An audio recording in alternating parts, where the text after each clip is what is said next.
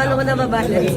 Kaya ano lang, sakripisyo lang po talaga. Kasi, syempre, ever since grade 7 ako, actually elementary student athlete.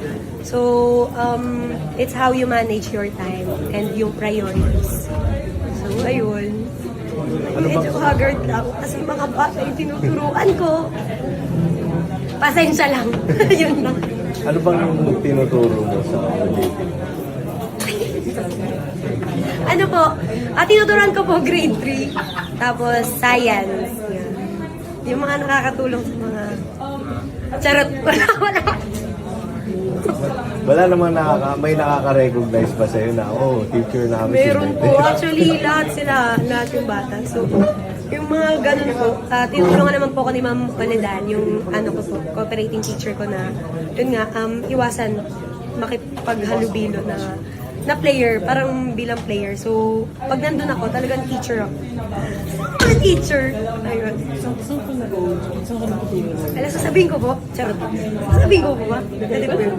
Sa may Juan Sumulong, sa may likod ng SM San Lazaro.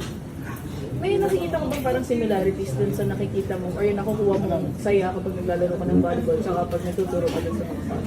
Siyempre po, ganun po, same lang, masaya, tapos may stress, mas magagalit. Parehas po sila, mas makukulit lang po talaga yung bata. Kaysa sa teammates. Opo, yan na, mababait yung mga teammates ko.